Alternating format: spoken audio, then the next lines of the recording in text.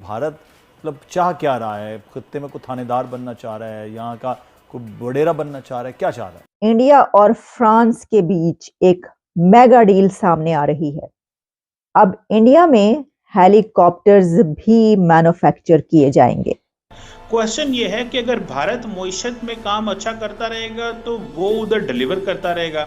तो Airbus and Tata group to jointly manufacture H-130 helicopters in India.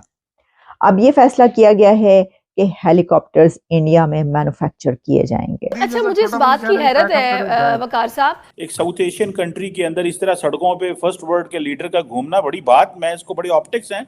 India के Republic day के मौके पर ये चीज संभाल के रखी गई थी कि इस दिन ये वाली डील जो है फाइनल की जाएगी। टेक्नोलॉजी वाइज बड़े एडवांस हो गए हैं। मैं समझता हूँ ये जो एंगल है इंडिया का, ये सामने आया जिसकी वजह से वेस्टर्न ममालिक ने भारत के हवाले से अपना जो प्रिज्म है, जो एंगल है, वो बदला है। सुनने में आ रहा है कि बड़ी डील्स हो रही हैं। नरेंद्र मोदी और हर साल ये कोशिश करते हैं दुनिया के किसी बड़े मुल्क के सरबराह हुकूमत या सरबराह मुमलकत को वहाँ पर मेहमान खुसूसी के तौर पर बुलाएं। इंडिया और फ्रांस की जो ताकतें हैं आपस में मिल रही हैं, ग्लोबली उसका बहुत पॉजिटिव इम्पैक्ट पड़ा है। आपको क्या लगता है कि जो अब डीलें होंगी, डिफेंस की डील होगी, टेक्नोलॉजी की डील होगी, आपका इस वक्त दुनिया के किसी भी मुल्क के साथ रिलेशनशिप नहीं है। तो देखिए, जो दुनिया के अब बड़े से बड़ा लीडर है वो इंडिया के किसी इवेंट पर आना अपने लिए ऑनर की बात समझता है। इंडिया और फ्रांस की जो ताकतें हैं आपस में मिल रही हैं, ग्लोबली उसका बहुत पॉजिटिव इम्पैक्ट पड़ा है। आपको क्या लगता है कि जो अब डीलें होंगी, डिफेंस की डील होगी, टेक्नोलॉजी की डील होगी, इंडो पैसिफिक की डील होगी, ग्रीन एनर्जी की डील होगी, ये हमारे पड़ोसियों को कितना आगे लेके जाएगा? देखिए, आप आइन की बात कर रहे हैं। 1950 में इंडिया में आइन बना। हाँ, वो आइन पे मुकम्मल अमल दरामद कर रहे हैं। बहुत अच्छा एग्जाम्पल बना दिया हमने। देखे, हमारे पहले अयूब खान की मार्शल लॉ लगी, फिर ज़िया की मार्शल लॉ लगी, फिर मुशर्रफ की मार्शल लॉ लगी। हाँ। इसी मार्शल लॉ में हम लूटते जा रहे हैं अवाम को और खाते जा रहे हैं। कुछ नहीं बना हमारे मुल्क का। जय हिंद दोस्तों। तो पहले मैं आपको वीडियो का टॉपिक बता दूं, उसके बाद देखते हैं वीडियो। तो दरअसल फ्रांस के साथ कुछ हेलीकॉप्टर की डील भारत की हुई है और अंदर खाने कुछ और डीलें भी वगैरह हुई हैं जो कि पब्लिक नहीं की जाती क्योंकि वो प्राइवेट होती हैं। कुछ में इंजन शेयर वगैरह करने की बातचीत भी चल रही है। हालांकि भारत का यहाँ आप देखिए कि गवर्नमेंट का कितना क्लियर विज़न है कि आप हेलीकॉप्टर यहीं बनाओगे भारत में और टेक्नोलॉजी भी शेयर करोगे।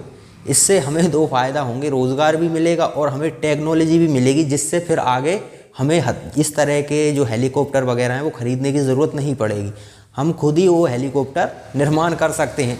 अच्छा, पाकिस्तान का मेन स्ट्रीम मीडिया कह रहा है कि भारत ये कर क्या रहा है, भारत चौधरी बन रहा है क्या? इतने सारे हथियार खरीदता जा रहा है, जहाँ देखो वहाँ हथियार खरीद रहा है, हथियार बना रहा है, टेक्नोलॉजी ले रहा है। तो आखिर भारत चाहता क्या है? तो भैया, भारत हथियार खरीद रहा है क्योंकि भारत के पास पैसा है। आपके पास पैसा हो तो आप खरीद लो, आपको किसी ने रोका है क्या? पाकिस्तान के पास पैसा हो तो खरीदेगा ना। मतलब खुद के पास पैसा नहीं है, दूसरे के पास पैसा है और वो खरीद रहे हैं तो आपको मिर्ची लग रही। क्यों लग रही? क्योंकि आप हमें दुश्मन मानते हैं और अपना दुश्मन इस तरह से मजबूत हो जाए तो फिर ये तो बड़ी गंभीर समस्या है आपके लिए। ये पाकिस्तानी ये बात समझ रहे हैं क्योंकि भारत के पास जितने ज़्यादा हथियार होंगे पाकिस्तान के लिए उतना ही बड़ा खतरा हो जाएगा। हालांकि पाकिस्तान को घबराने की ज़रूरत नहीं, भारत कभी भी पहल नहीं करता है। 4 जंगें हुई हैं, 4 जंग में आप ही ने उंगली की है, उसका परिणाम आपको भुगतना भी पड़ा है। तो चलिए, पाकिस्तान का मीडिया किस तरह से इस विषय पर चर्चा करता है आगे देखते हैं, फिर बात करेंगे। इंडिया और फ्रांस के बीच एक मेगा डील सामने आ रही है। ये मेगा डील ना तो राफेल की है, ना न्यूक्लियर प्लांट की है, वो तो हम आपको पहले बता चुके हैं। ये मेगा डील है हेलीकॉप्टर्स की।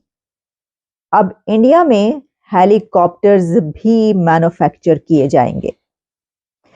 इस खबर को ब्लूमबर्ग कल से रिपोर्ट कर रहा था।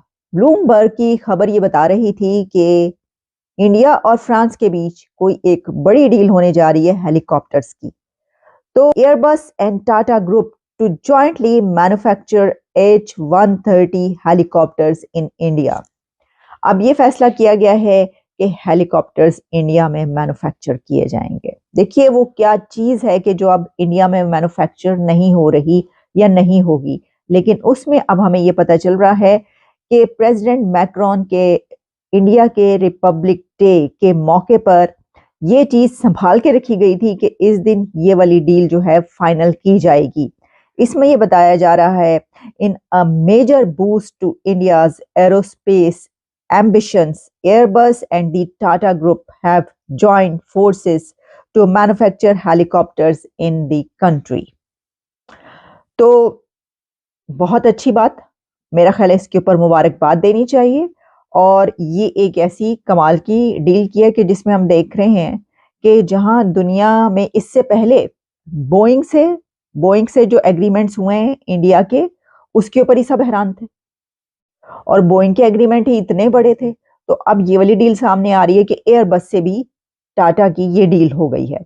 And this landmark deal will see the production of both the H-125 single engine helicopter for commercial use and the popular H-130 helicopter, जो कि वीआईपी ट्रांसपोर्ट, मेडिकल इमरजेंसीज, और के एयरबस कोई भी एक स्ट्रेटेजिक फुट होल्ड है एक fast growing economy में, इंडियन मार्केट में, इतनी बड़ी मार्केट में उसको जो है वो जगह मिल रही है, ये भी कोई कम बात नहीं है।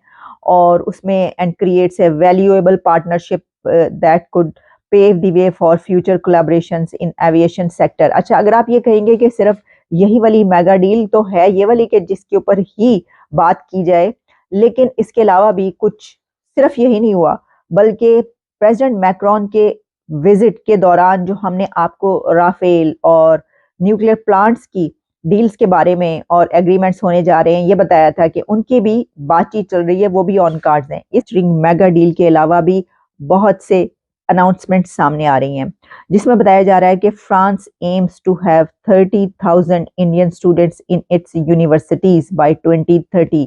2030 तक फ्रांस अपनी यूनिवर्सिटीज में 30,000 इंडियन स्टूडेंट्स की जगह बनाएगा, वहां पर उनको दाखिले मिलेंगे, उनको जगह मिलेगी। और यही नहीं बल्कि प्रेसिडेंट मैक्रोन ने इंडिया का शुक्रिया अदा किया है, इंडिया को थैंक यू बोला है, थैंक्स टू इंडिया। और साथ में उन्होंने ये भी कहा है कि ये मेरे लिए एक बहुत ही बड़े ऑनर की बात है कि वो यहाँ पर इस रिपब्लिक डे पर तशरीफ लाए हैं चीफ गेस्ट के तौर पर, और बहुत ही ज़्यादा वो खुश नजर आए और इंडिया को थैंक यू भी बोला है। उन्होंने कहा है थैंक्स टू इंडिया, और सिर्फ थैंक्स नहीं बल्कि उन्होंने कहा कि ये ऑनर है, प्रेसिडेंट मैक्रोन ने कहा कि उनके लिए ये ऑनर है कि उनको इंडिया के रिपब्लिक डे पर एज ए चीफ गेस्ट बुलाया गया। तो बड़ी उन्होंने तारीफें की, बड़ा शुक्रिया अदा किया, थैंक यू बोला इंडिया को, और साथ ही कहा कि it's an honour for him कि वो वहाँ पर रिपब्लिक डे पर तशरीफ लेकर गए और चीफ गेस्ट के तौर पर आए हैं। तो देखिए, जो दुनिया के अब बड़े से बड़ा लीडर है वो इंडिया के किसी इवेंट पर आना अपने लिए ऑनर की बात समझता है। ये देखिए आप, उसके लिए बड़े ऑनर की बात है कि उसको बुलाया गया एज ए चीफ गेस्ट, और वो कौन सा लीडर है कि जो नहीं जाना चाहता, और वो कौन सी कंपनी है। अब टाटा तो इंडिया की कमाल की कंपनी है, टाटा ग्रुप जो है उसकी अगर आप हिस्ट्री उठा के पढ़ें तो वो तो अमेजिंग हिस्ट्री उसकी, जितनी उनकी स्ट्रगल, उनका जो तरीक़ाकार है और जैसे उन्होंने अपने मुल्क के लिए काम किया। यानी टाटा वो कंपनी है कि जो इंडिया के लिए बहुत ज़्यादा उसने काम किया है, और बहुत चैरिटी भी वो करते हैं, और बहुत बड़े बड़े उन्होंने एग्रीमेंट्स भी किए हैं।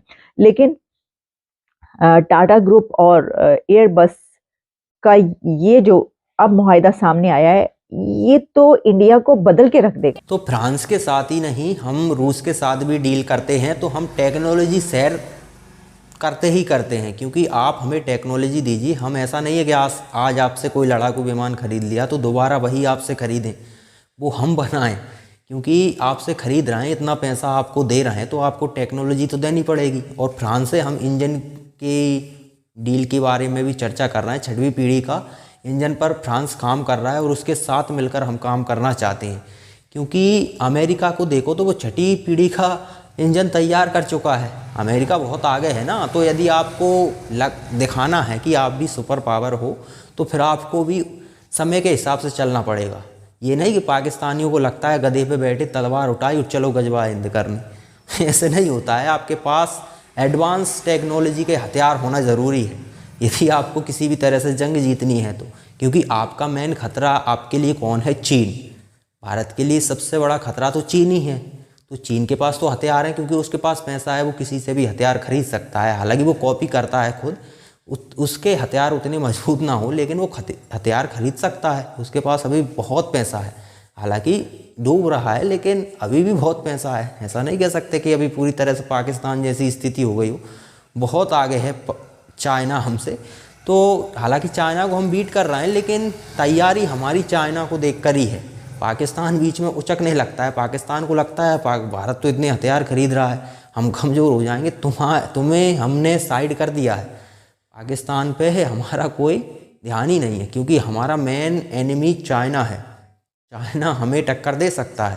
पाकिस्तान तो 2 दिन के लिए युद्ध लड़ने की क्षमता नहीं बची है, ना पैसा है, ना हथियार बचे हैं, ना ऑयल रिजर्व है, कुछ भी नहीं है तुम्हारे पास। तो तुम पर हमारा फोकस थोड़ी है। हमारा फोकस आप कह सकते हैं कि सुपर पावर जो कंट्रीज़ हैं उनके बीच, जैसे कि चाइना हो गया, अमेरिका हो गया, रूस हो गया, इस पावर में रखते हैं हम अपने आप को। आप बेफिक्र रहें। तो पाकिस्तानियों को चुल मची हुई है, मची होने दो, कुछ से कोई फर्क पड़ने वाला नहीं है।